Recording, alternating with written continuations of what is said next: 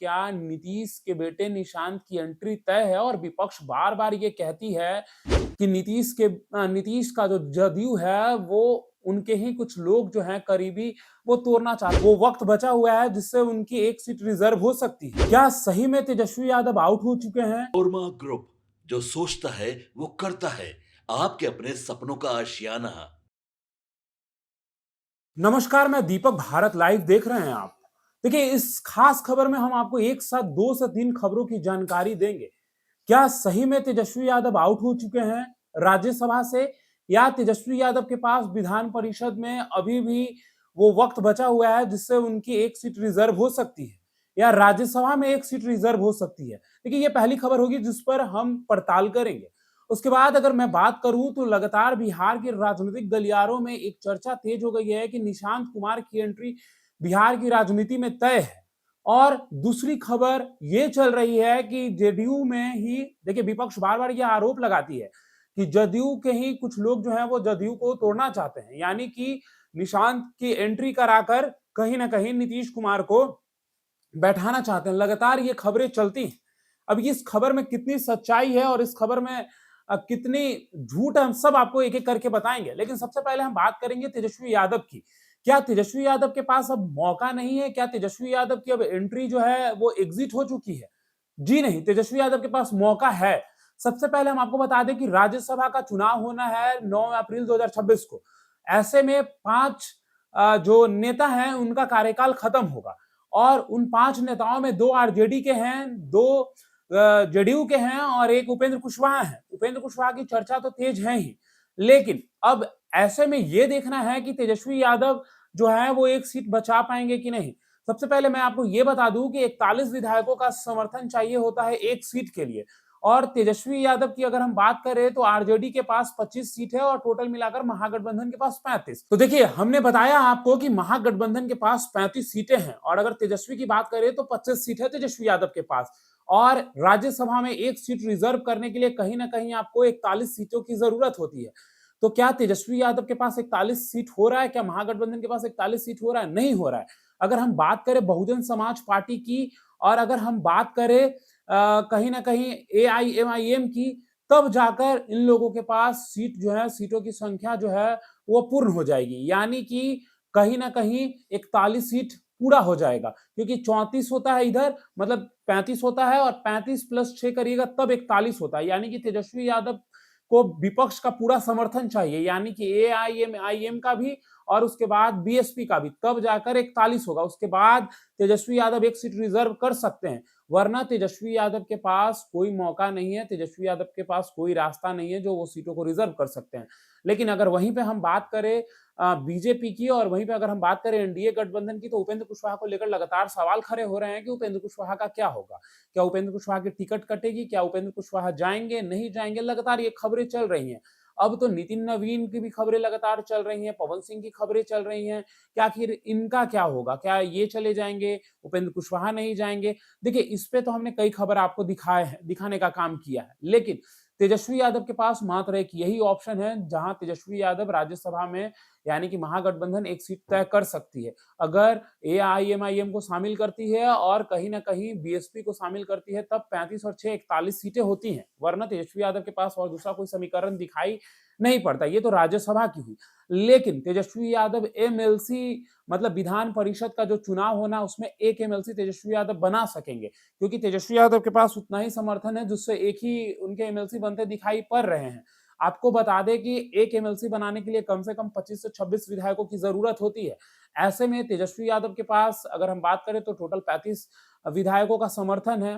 मतलब अगर महागठबंधन की बात करें तब, अगर तेजस्वी की बात करें तो तेजस्वी के पास मात्र 25 विधायक हैं, यानी कि तेजस्वी यादव एक एमएलसी सीट जो है उसको कहीं ना कहीं ग्रैब कर सकते हैं, उसको एक सीट को ला सकते हैं। लेकिन अगर वहीं बात करें तो तेजस्वी यादव और महागठबंधन को मिला ले तो अभी 9 सीट जो खाली होना है एमएलसी का, उसमें तेजस्वी यादव के पास 3 लोग हैं, 2 आरजेडी से और 1 कांग्रेस से, यानी कि 3 सीट से सीधा अब जो है आरजेडी वो 1 सीट पर आ जाएगी। और राज्यसभा में जो 2 सीटें हैं उनके पास, 2 सीटों का 2 सीट समापन होना तय है, अगर तेजस्वी यादव वो समीकरण नहीं अपनाते हैं तब।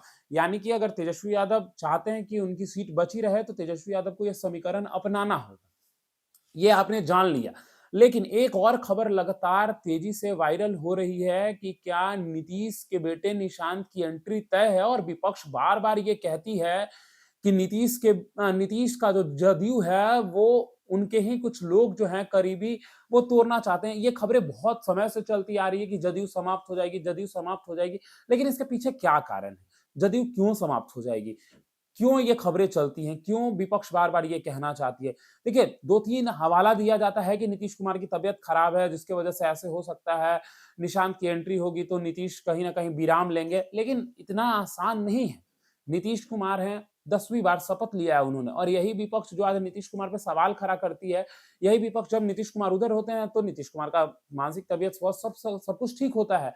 लेकिन जब विपक्ष में होते हैं नीतीश कुमार, तब ये सवाल नहीं पूछा जाता है। लेकिन जब सत्ता पक्ष में होते हैं तो चाहे जो आज पक्ष में है, जो कल विपक्ष में होंगे, वो सभी सवाल पूछते हैं नीतीश को लेकर कि नीतीश कुमार की पार्टी जो है वो टूट सकती है, उन्हीं के लोग जो हैं वो तोड़ सकते हैं। ये लगातार खबरें चलती हैं। अब देखिए एक बार फिर से ये खबरें क्यों तेज हो गई हैं। आपको बता दें कि आज गर्दनीबाग में कहीं न कहीं निशांत को लेकर, निशांत की राजनीति एंट्री को लेकर लोग धरना दिए हुए थे कि निशांत कुमार को राजनीति में आना चाहिए। निशांत कुमार को अब कहीं न कहीं अपनी जो लगातार लोग कयास लगाए हुए हैं कि निशांत की एंट्री होगी राजनीति में, उसी को लेकर भूख हड़ताल किया गया था। यानी कि ये साफ तौर पे दिखाई दे रहा है कि नीतीश कुमार के बेटे निशांत की राजनीति एंट्री जितने भी उनके कार्यकर्ता हैं वो साफ तौर पर चाहते हैं।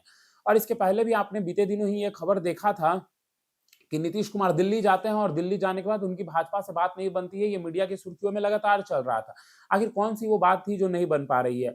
आपको बता दें कि 2-3 तरीके से ये खबरें चल रही थी। पहला खबर इस तरीके से चल रहा था कि कहीं न कहीं जो निशांत कुमार हैं उसको डिप्टी सीएम बनाना चाहती है भाजपा। यानी कि भाजपा जो है वो डिप्टी सीएम के तौर पर निशांत को देखना चाहती है, लेकिन वहीं भाजपा अपना सीएम देना चाहती है। ये खबरें चल रही थी। लेकिन एक और बात है, क्या नीतीश कुमार अपने बेटे को डिप्टी सीएम के लिए मान जाएँगे, या नीतीश कुमार अपने बेटे को मुख्यमंत्री के रूप में देखना चाहते हैं? ये भी लगातार खबरें चल रही हैं। देखिए, निशांत की एंट्री को लेकर अटकलें तेज हो गई है। निशांत की कब एंट्री होगी बिहार की राजनीति में, ये देखना दिलचस्प होगा। लेकिन नीतीश कुमार, जो लगातार खबरें चल रही हैं कि नीतीश कुमार जो हैं वो खरमास के बाद बड़ा एक्शन ले सकते हैं। नीतीश कुमार जो हैं चाहे तो अपने बेटे की एंट्री करा सकते हैं या नीतीश कुमार पाला बदल सकते हैं। ये खबरें लगातार चल रही हैं। लेकिन इस खबरों में कितनी सच्चाई है? देखिए, नीतीश कुमार को लेकर जब भी राजनीति में बात की जाती है तो नीतीश कुमार कब क्या करते हैं ये किसी को पता नहीं होता। बार-बार ये कहावत उनके लिए कहा जाता है कि अगर वो दाएँ हाथ से काम करते हैं तो बाएँ हाथ को पता नहीं चलता है। तो देखिए, अगर नीतीश कुमार की जगह निशांत की एंट्री होती है, एक और बड़ी बात है इसमें, आपने देखा होगा किस तरीके से पंचायती राज मंत्री जो हैं दीपक प्रकाश, उपेंद्र कुशवाहा के बेटे, उनसे भी जब सवाल किया गया तो उन्होंने भी कहा कि अगर युवा आते हैं राजनीति में तो कहीं न कहीं लोकतंत्र मजबूत होगा और संगठन भी मजबूत होगा और बिहार के भविष्य के लिए और युवाओं के रोजगार के लिए बेहतर सोचा जा सकेगा। यानी कि अब नीतीश के बेटे निशांत की एंट्री को लेकर लगातार खबरें जो चल रही हैं, इसके पीछे कई कारण हैं। आपने संजय झा को देखा होगा निशांत कुमार के साथ पटना एयरपोर्ट पर। वहाँ पे भी ये खबरें चलाई जा रही थी और जो सामने बात निकल कर आ रही थी कि निशांत की जो मुलाकात है संजय झा के साथ, अमित शाह के साथ हुई थी। हालाँकि इसकी पुष्टि हम नहीं करते हैं, लेकिन ये खबरें जो हैं वो लगातार चल रही थी और सार्वजनिक रूप से कोई तस्वीर ऐसी नहीं आई थी, लेकिन नीतीश कुमार की तस्वीर तो आई है। नीतीश कुमार को कहा जा रहा था कि नीतीश कुमार जो हैं वो चेकअप कराने के लिए गए हैं, लेकिन चेकअप कराने गए हों या ना गए हों, लेकिन राजनीतिक चेकअप कराने के लिए ज़रूर नीतीश कुमार गए होंगे, क्योंकि राज्यसभा की सीट को भी लेकर अटकलें तेज हो गई हैं, एमएलसी का जो चुनाव है उसको लेकर भी अटकलें तेज हो गई हैं। अब ये देखना दिलचस्प होगा कि किस प्रकार से तेजस्वी यादव जो हैं वो राज्यसभा में अपनी सीट बचा पाएँगे या वहाँ से आउट हो जाएँगे, वहाँ से उनकी सुपड़ा साफ हो जाएगी और एमएलसी के चुनाव में क्या एक सीट पर ही तेजस्वी यादव और महागठबंधन दावा ठोक पाएगी या उससे ज़्यादा भी सीट ला सकती है। और रहा नीतीश के बेटे निशांत की बात, तो निशांत कब आएँगे राजनीति में ये देखना दिलचस्प होगा। फिलहाल इस खबर में इतना ही, बने रहिए भारत लाइव के साथ। धन्यवाद। आपके सपनों को हमने सजाया है, ई होम्स पैनोरामा को हमने बनाया है। ई होम्स मेरा एक सपना था जिस पे मैं पिछले 4 साल से काम कर रहा था। हमने जो बनाया है वो सबने है माना। ई होम्स पैनोरामा में हो आपका भी आशियाना। और फाइनली हमने 2021 में इस प्रोजेक्ट को लॉन्च किया। बहुत लोग अप्रिशिएट कर रहे हैं कि पूर्णिया जैसे शहर में, बिहार के, एक तो बिहार की बात करें उसमें भी पूर्णिया जैसे छोटे जगह में इस तरह का लाइफस्टाइल देना, ये सुन के हम लोगों को बहुत अच्छा लगता है। ई होम्स में हमने कुछ और भी किया है, जैसे हम जिस जगह में रह रहे हैं हमारे फैमिली सिक्योर हो, उनको सिक्योरिटी का ध्यान में रखा है। आपकी सुविधा और सुरक्षा आपके लिए खास है, ये आपका विश्वास है। इसमें आर्टिफिशियल इंटेलिजेंस का 7 लेयर सिक्योरिटी का हमने इस्तेमाल किया है। लस ग्रीन कैंपस को बनाया है। यदि हमारा बाउंड्री वाल है तो वो वर्टिकल गार्डन है। ये जितनी भी फैसिलिटी होता है एक इंटरनेशनल टाउनशिप में, ई होम्स है, ये हम लोग विश्वास नहीं कर पा रहे हैं। जो भी हमारे मित्र दोस्त या जो भी हमारे बाहर के बाहर आते हैं तो हम लोगों को बहुत अच्छा सुनने को मिलता है और बहुत अच्छा क्रेडिट मिल रहा है। वो सारा हमने सिर्फ एक बिल्डिंग नहीं बनाया, हमें एक बहुत अच्छा लाइफस्टाइल दिया ई होम्स में, और मेरा एक सपना था जिसको मैं आज फुलफिल होते हुए देख रहा हूँ। ये आपका आवास है। ई होम्स पैनोरामा में अब आपका निवास है। E homes Panorama, luxurious lifestyle redefined. Panorama group, जो सोचता है वो करता है। अगर ये वीडियो पसंद आई और वह बिहार के राजनीति और बिहारियत से सरोकार रखेनी तो सब्सक्राइब बटन दबा के चैनल के सब्सक्राइब कर ली।